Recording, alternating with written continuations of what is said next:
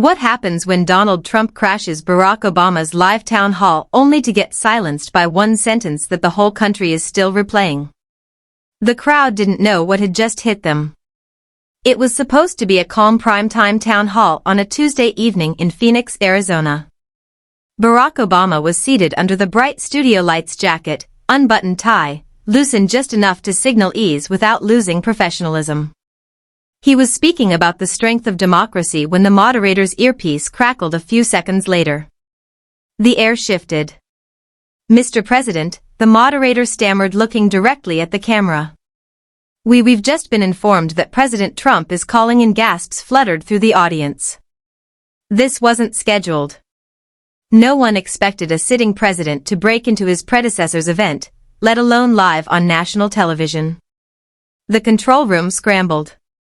Producers waved frantic hands behind the glass. The moderator looked like he'd just been told the building was on fire. Obama didn't blink. He simply leaned back in his chair, one hand resting on the armrest, the other lightly pressing his chin. His expression was calm, almost amused. "Put him through," Obama said with that slow, deliberate cadence people had missed since 2016. The screen above the stage lit up. Trump's face appeared via phone feed, his voice booming through the speakers. "Brock, I had to call in." Trump started. "I'm watching this whole thing and it's a disgrace. A total disgrace.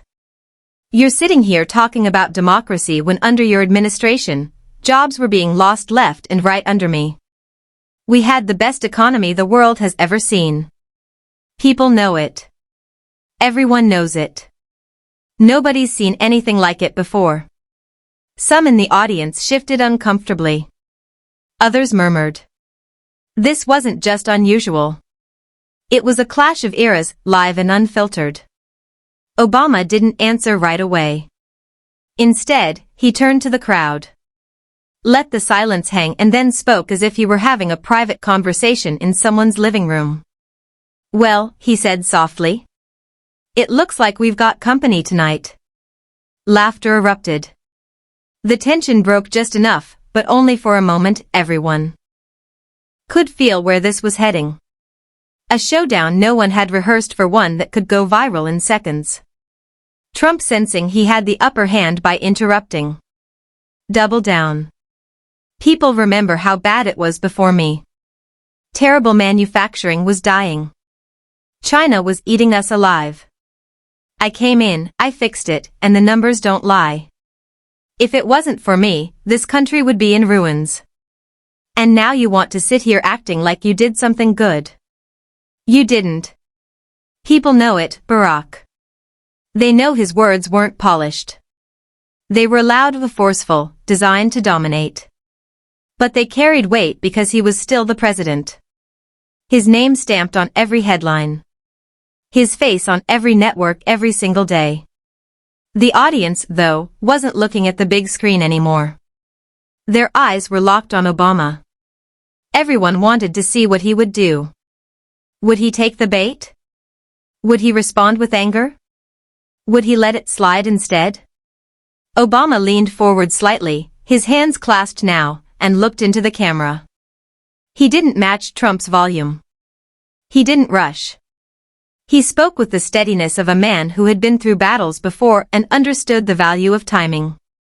"Mr. President," Obama said, pausing to let the words hang in the air. "I think the American people are less interested in who shouts the loudest and more interested in who actually tells them the truth." The crowd erupted in applause. The moderator shifted in his seat, partly relieved, partly nervous at where this might lead. The clash was no longer hypothetical. It was happening. Trump jumped back and his voice rising, but something had shifted. Obama's calm response wasn't just about the words themselves. It was about tone, control, presence. Viewers at home could feel the contrast in their gut. One man storming the other, steady, unshaken in that moment. The room no longer belonged to Trump. It belonged to Obama. But this was only the opening shot. What came next would turn a political confrontation into one of the most replayed live television moments in recent memory. But before the night was over, Obama would deliver a single line that made history inside the East Wing. The wall seemed to hold their breath. Aides moved carefully, avoiding eye contact, waiting for the inevitable storm. When the door to the First Lady's private office shut, the sound was sharp enough to make even a Secret Service agent look up. Everyone knew what was coming, but no one dared to predict how far it would go. Melanie was seated behind a polished mahogany desk, a glass of water untouched at her side. The leaked DNA report lay in front of her, its pages slightly bent from being gripped too tightly. Her hands trembled, not from weakness, but from fury. She had spent years mastering the art of silence, keeping her emotions tucked neatly away from the public eye. But this was different. This was about Barron will not allow them to destroy my son. She snapped, her accent cutting through the tension like a knife. Do you understand? I don't care what it takes. Across from her, two advisors shifted uneasily. One, a political strategist named Raymond Hull, cleared his throat and tried to sound steady. First Lady, we can manage this. These things, rumors, leaks, they come and go. What matters is getting ahead of it before what? She shot back, slamming her hand down on the desk. The sound echoed in the room before every paper in the country. Prince lies about my family before my son becomes a target. Her voice cracked with a mix of rage and something else, fear. The room fell quiet. Even Hull, who had handled crises for decades, didn't have an immediate answer. It wasn't just about politics anymore. It was about bloodlines, about identity, about something too sensitive to be explained away with spin.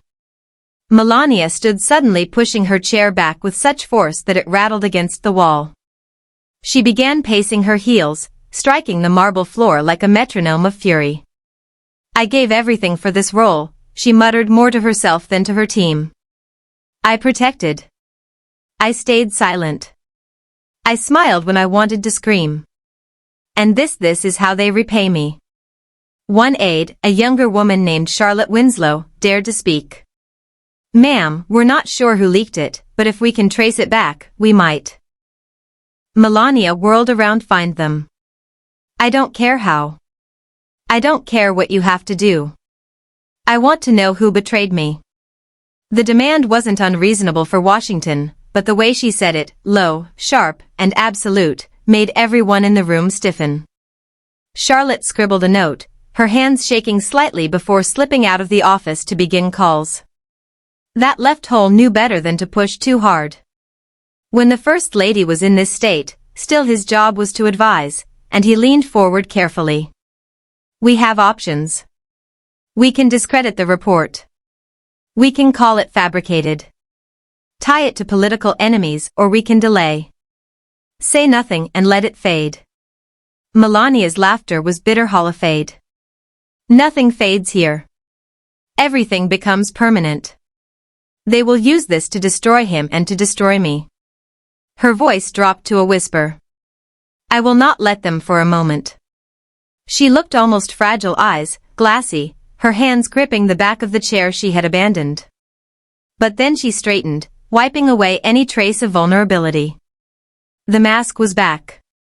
Prepare statements, she ordered. But no one breathes a word until I approve it. Not a single sentence leaves this office. Hull nodded, but he knew what Melania didn't. Secrecy never lasts in Washington. The harder you clamp down, the more others pry. And somewhere he suspected someone already had copies of the report.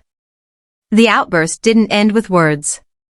Later that night, staffers described hearing the sound of glass shattering from the private residence.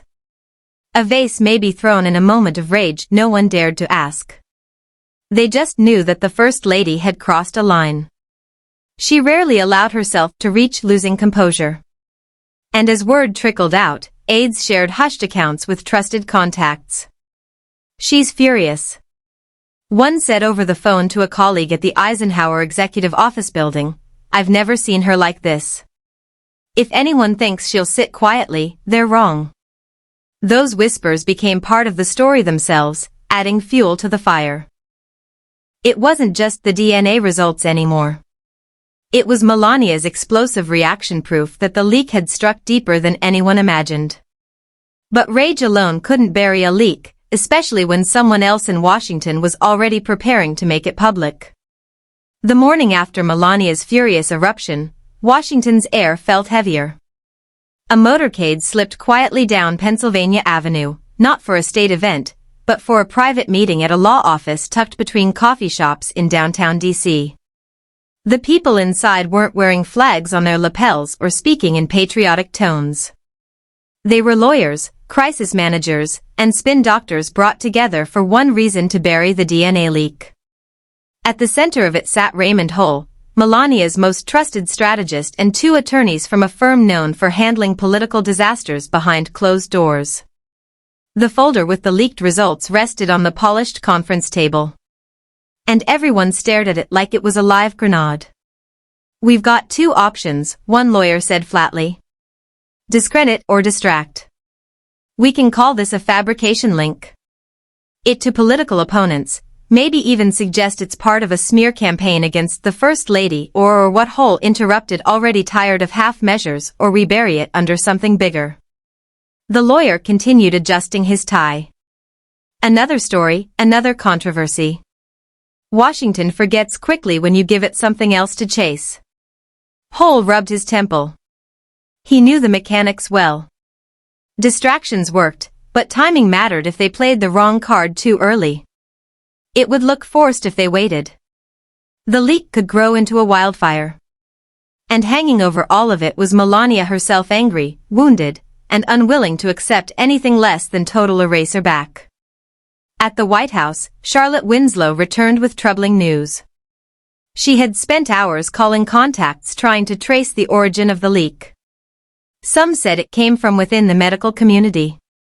Others whispered it had slipped through a staffer with access to private records. No matter the trail, it ended the same way: someone wanted this out and they had been careful. Melania paced the resident's phone pressed to her ear as Holt briefed her from the meeting downtown. "They're telling me we can bury it," he said, his voice measured, "but they'll need time and resources." "Time we don't have," Melania snapped. "By now, half the city knows. If Jasmine Crockett gets her hands on this." She stopped, biting down the rest of her sentence. Just the thought of the outspoken Congresswoman holding this kind of weapon made her chest tighten. Charlotte entered cautiously, holding a notepad. "Ma'am, there's already chatter online. Small accounts. Nothing major yet, but people are asking questions." Melania's face hardened. "Shut it down," how Charlotte asked softly. "Call platforms. Call editors. Call whoever you must. I don't care if it takes threats or favors. No one repeats this." The room fell silent again. Even for Washington, where spin was currency, this was a tall order. Trying to silence an entire city was like trying to hold back the PTOAC. With your hands, later that evening, Holt gathered the crisis team again. They ran through scenarios, each one more desperate than the last. Fake leaks to muddy the waters, quiet bribes to journalists, pressure on social media companies to flag misinformation. Each idea carried risk. One advisor leaned forward, speaking in a low voice. "The real danger isn't the report itself. It's the reaction. If people see how badly the First Lady wants this buried, they'll assume the worst. We need to make her look calm, controlled above it all. Not angry, not desperate." Holt exhaled slowly. Easier said than done. Meanwhile, word of Melania's fury was spreading faster than the DNA rumor itself. Staffers talked. Reporters listened. The phrase "explosive outburst" began appearing in private text exchanges between journalists waiting for someone bold enough to put it in print. In Dallas, Texas, a reporter named Lyle Morgan sat at his desk staring at an email from a trusted source. Attached was a scan of what looked like the DNA report. He wasn't the only one who had it, but he was one of the few willing to verify it before publishing. He made a call to a congressional staffer he trusted. "Have you heard what's happening in the East Wing?" He asked. The staffer's reply was short. She's panicking. If you have something, you should run it. Morgan leaned back in his chair, torn between caution and ambition. If he went forward, the story would explode nationally. If he held it, someone else would beat him to it. While Morgan debated, Jasmine Crockett was already watching the developments closely from her office in Dallas. She spoke with her aides about the chatter, her sharp eyes narrowing as she read through a set of forwarded emails. This isn't just about a family issue, she said calmly. This is about transparency, about what they hide and why. Her staff exchanged glances, recognizing that Tone Crockett had found her opening. But before she could make her move, Melania's team was preparing a counter-narrative that would test just how much control the First Lady really had. Jasmine Crockett wasn't the type to tiptoe around a scandal. She had built her reputation on speaking boldly, cutting through the noise, and saying what others were too afraid to say out loud. So, when word of Barron's DNA leak reached her desk, she didn't just raise an eyebrow. She leaned in. Her staffers had gathered in a small conference room in Dallas. Laptops, open coffee cups scattered, and a whiteboard filled with names, dates, and arrows that looked like the makings of a political thriller. Jasmine stood at the front, hands on her hips, her expression sharp. All right, she said, her voice steady but charged. Tell me what we know. Don't give me fluff. I want the real trail. Her aide, Marcus Bellamy, tall, sharp-minded, and quick with research, clicked to the first slide on the projector. The document first appeared in a secure email thread between medical staffers. Someone forwarded it. We can't tell who yet, but it spread fast after that. At least 3 reporters have copies, but no one's gone public. Why? Jasmine asked. They're scared. Marcus replied, if they print it, the First Lady's legal team comes down hard. It's easier to sit on it. Jasmine smirked, scared. That's not journalism. That's babysitting power. The room chuckled nervously. They knew when Jasmine was in this mood, the conversation would cut like a knife. Another staffer, Lena Ortiz, spoke up. We also heard Melania has been volatile, shouting at staff, making threats. People are calling it the worst meltdown since she entered the White House. Jasmine raised an eyebrow. Volatile. That's not a headline. That's a symptom. If she's reacting that way, it means this leak cuts deeper than they want anyone to know. She leaned closer to the table, her voice dropping. And if it's that personal, they'll do anything to bury it. Which means we have a responsibility to make sure it doesn't stay buried. The team exchanged looks. They knew where this was going. Jasmine Crockett wasn't going to sit back. She was going to move. She picked up her phone, dialing a number without hesitation. On the other end, a journalist she trusted answered his tone. Cautious Congresswoman. I heard you've been sniffing around the DNA story. You heard, right? She replied, pacing slowly as she spoke. Tell me what you know off the record. The journalist hesitated. I've seen the document, haven't published. Too risky for who? Jasmine pressed. For you, for your paper, or for the truth? Silence stretched for a moment before he sighed. The First Lady's people are already circling. They'll tear anyone apart who touches it. Jasmine didn't blink. Then let them come for me. I don't scare easy. She hung up and turned back to her team. Here's what we do. We don't touch Barron. That's off limits. The story isn't about him. It's about her. It's about the secrecy, the cover-up, the lengths they'll go to protect an image while demanding silence from everyone else. Marcus nodded. So, you're planning a public statement, not just a statement. Jasmine said, her tone electric. We're going to set the frame. We're going to talk about what happens when leaders hide behind walls of power. We're going to show the people that truth doesn't belong to politicians, it belongs to them.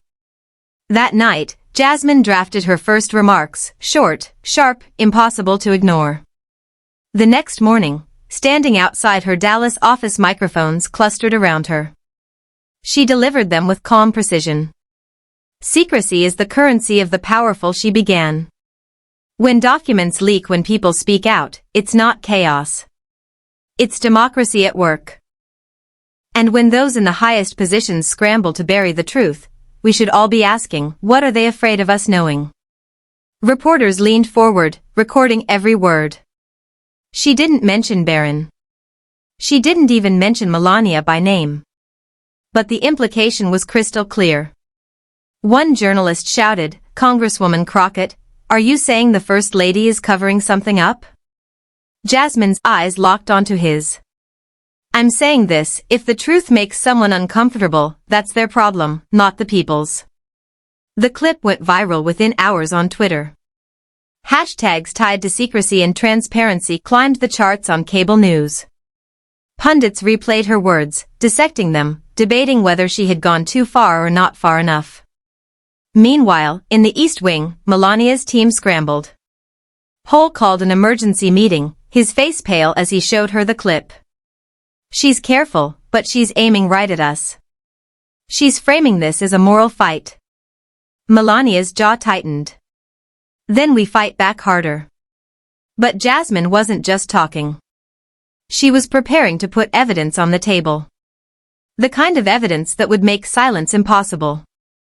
The air inside the Barron House office building carried a different weight that morning. Cameras lined the hallway. Reporters elbowed each other for position and staffers whispered with the kind of intensity that signals something bigger than politics was about to unfold. Jasmine Crockett was scheduled to speak at a subcommittee hearing, but everyone knew this wasn't going to be just another routine session. Jasmine walked into the chamber with her usual calm stride, papers tucked neatly in her hands. She wore no theatrics on her face, just focus, yet every step drew eyes. She wasn't simply attending a hearing. She was staging a confrontation that could change the conversation in Washington on the other side of the city. Melania's team sat glued to screens. Holt leaned forward in his chair at the White House Communications Office, sweat beading at his temple. "If she goes straight for it, we're in trouble," he muttered. Melania sat stiffly beside him, her arms crossed, her eyes locked on the screen. She had been briefed repeatedly that Jasmine wouldn't mention Barron by name. That was the red line, but the problem was clear: she didn't need to. The hearing opened with formalities, but the energy shifted when it was Jasmine's turn to speak. She adjusted the microphone, scanning the room with deliberate patience before beginning.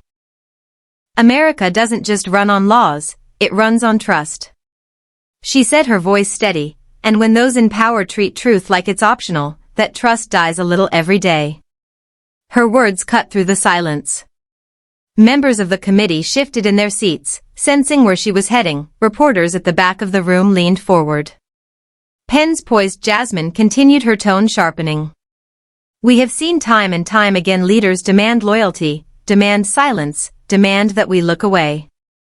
When the truth becomes inconvenient, but democracy doesn't work when secrecy becomes the default. The American people deserve better," one congressman interjected, trying to steer her back to the official agenda.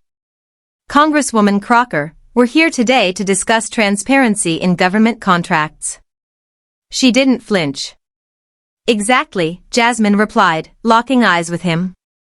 "Transparency is the issue, and whether it's contracts, classified documents, or private reports being hidden to protect political families, the pattern is the same cover it up, silence, dissent, and hope no one asked questions." The room erupted in murmurs. Everyone knew what she was alluding to. She had drawn the line without crossing it, pointing directly at the White House while leaving just enough space for deniability. Cameras zoomed in on her face as she pulled out a sheet of paper.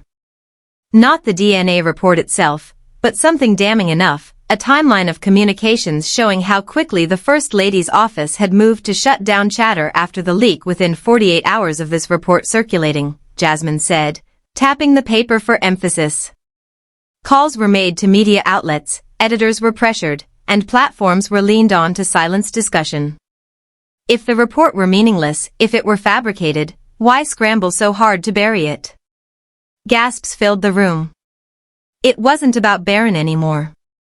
It was about power and control.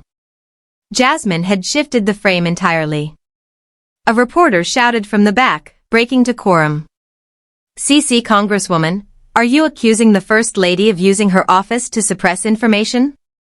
Jasmine didn't hesitate. "I'm saying this. The truth doesn't need bodyguards if the truth can stand on its own. Why not let the people see it in the White House viewing room?" Melania's fist clenched. "She is exploiting this," she hissed. Hole tried to calm her. "She's smart. She's making it about transparency, not about Barron. If we attack her, we look guilty." Melania shook her head. "No, if we stay silent, we look weak." Back in the hearing, Jasmine leaned into the microphone for her closing statement. Her voice softened, but it carried more weight than before. Families should be off limits. But when secrecy becomes a shield for power, when anger replaces accountability, we all lose. This isn't about one household. It's about every household that deserves honesty from the people who lead them. The room burst into noise. Reporters firing off questions, committee members whispering fiercely to each other. The clip would play on every network by nightfall. Jasmine stood, collected her papers, and walked out as calmly as she had entered. But her words lingered like thunder after a storm. She hadn't needed the actual DNA report. She had turned the First Lady's reaction into the real story. But outside the hearing room, as microphones swarmed her, Jasmine knew the battle wasn't over because Melania wasn't the type to retreat quietly by nightfall. Jasmine Crockett's words were everywhere. Cable networks looped her hearing clip like it was breaking news. The kind of footage producers knew would draw viewers no matter the hour. The phrase "the truth doesn't need." Bodyguards crawled across the bottom of the screen on MSNBC, CNN, and even clips running on YouTube and TikTok in Washington. The press corps couldn't get enough. Reporters gathered at the National Press Club, notes shaking their heads at how quickly the story had grown. Some admitted they hadn't planned to touch the DNA leak.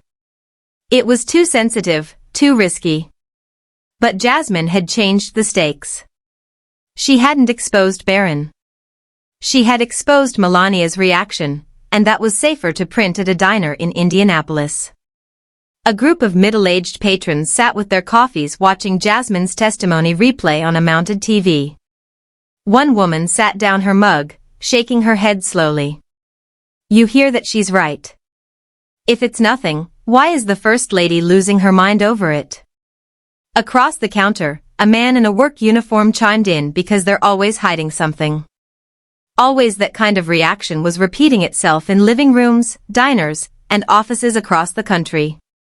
It wasn't about whether the DNA report was true anymore.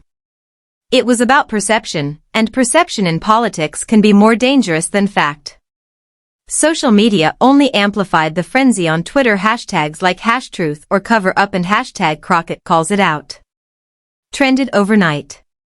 TikTok creators spliced Jasmine's remarks with clips of past Trump family interviews hinting at contradictions and secrets. Even Instagram memes got in on it, mocking Melania's rumored meltdown with doctored photos of broken vases and shattered glass inside the White House. The mood was grim. Hole and Charlotte convened a late-night strategy session huddled in the communications office. Staffers looked worn, their ties loosened, eyes bloodshot from staring at screens. Every attempt to contain the story seemed to backfire. Hole massaged his forehead, staring at the television where Jasmine's clip played yet again. She didn't even mention Barron. And somehow she still turned this into a storm. She framed it as her standing for the people we look like. "We're hiding behind curtains. Charlotte, we can't keep denying without specifics. People are already asking if it's fake. Why not release the truth?" Melania entered the room quietly, her expression unreadable. Everyone stood a little straighter. She scanned the group, then pointed at the screen. "This woman, Crockett, she thinks she can use me. She thinks I am weak." Her voice hardened. "She does not know me." No one spoke. Meanwhile, in Dallas, Jasmine was fielding calls from national outlets, producers from CNN, MSNBC, and even ABC's Good Morning America wanted her on air. Her staff crowded into her office, buzzing with energy. Marcus grinned as he read a new poll on his tablet. "Congresswoman, you're trending in every state we checked. People are calling you the voice of transparency." Approval among independents just spiked 7 points overnight. Jasmine leaned back in her chair, thoughtful. "That's good, but we yet have to keep it about principle. Not gossip the moment this becomes about Barron. Personally, we lose the moral ground." Lena chimed in, nodding. "So, how do we move forward?" Another statement. A TV hit. Jasmine tapped her pen on the desk. "Considering not yet, let them chase me. The more they beg for comments, the more control we have. But when I do speak again, it has to land like a hammer across the country." Americans debated the issue in everyday places. Workshops, schools, coffee lines. Parents worried about their own kids being dragged into politics. Workers complained about politicians playing games with the truth. What united them, oddly enough, was the sense that Jasmine had touched a nerve. Everyone understood secrecy breeds mistrust at the White House. Holt gathered the courage to speak bluntly to Melania. "First Lady, if we go on the attack, we risk proving her point. But if we stay silent, she owns the narrative. We need a third path." Melania's eyes narrowed, then create one outside as the cameras rolled and social feeds kept spinning. The frenzy showed no sign of slowing. Jasmine had struck a chord and America was listening. But the First Lady wasn't preparing to bow her head. She was preparing to strike back and harder than anyone expected. But before Melania could launch her counterattack, Jasmine was already sharpening her message for the next round. Ready to face whatever storm came her way. By the third day, Melania Trump's silence had become its own headline. Networks ran tickers asking why the First Lady hadn't responded, while opinion pieces speculated about her state of mind for someone who had carefully crafted her public image around restraint. Every hour of quiet looked like weakness that morning inside the East Wing. Melania's private team gathered in her residence. Heavy curtains blocked the daylight, giving the room a tense, insulated feel. Holt stood at the head of the table with notes spread out while Charlotte sat across with a stack of press clippings. Melania entered last wearing a pale suit, her expression carved from stone. "Tell me what we do," she said without sitting. Holt cleared his throat. "We strike back, but carefully we position you as a mother. First, a First Lady. Second, we frame Crockett as reckless, someone willing to drag families into political theater for her own gain. If we can make this about decency, we win." Charlotte added, "We've drafted a statement for you to release short-controlled. No direct mention of Crockett, but a reminder that children should be off limits." Melania scanned the paper briefly, then set it down. "Not enough." Holt frowned with respect, going harder could backfire right now. Crockett has the public sympathy if we attack directly. It looks like we're hiding something. Melania leaned forward, her voice low. "I am not hiding. I am protecting. There is a difference. She makes me look desperate. I will show her. I am strong for a moment." The room was silent. Holt knew the First Lady rarely contradicted advice so openly. When she did, there was no swaying her. Later that afternoon, a camera crew quietly entered the White House. Unlike the polished events of past weeks, this wasn't for a holiday celebration or a school visit. It was for Melania herself. She sat in a chair near a window, sunlight catching the edge of her face, and delivered a statement directly to the camera. "I have always believed children must be off limits," she said, her accent precise, her voice steady. "What I see now is shameful people in positions of power using rumors and lies to attack my family. My son deserves privacy, not spectacle. I will never stop protecting him." The recording was short, less than 2 minutes, but it landed like a stone in the pond. Networks aired it on repeat. Commentators debated whether she had looked strong or defensive. Supporters praised her as a mother standing up for her child. Critics pointed out that she hadn't addressed the allegations. Only scolded those asking questions in Dallas. Jasmine's staff watched the video together. Marcus broke the silence first. She's doubling down on the family angle. Smart. It makes her untouchable in some people's eyes. Jasmine crossed her arms. Untouchable or untouchable until the truth slips again. She shook her head. She's playing sympathy, but she can't erase the cover-up. That's where we stay focused. The next morning, Melania's pushback expanded. Friendly media outlets.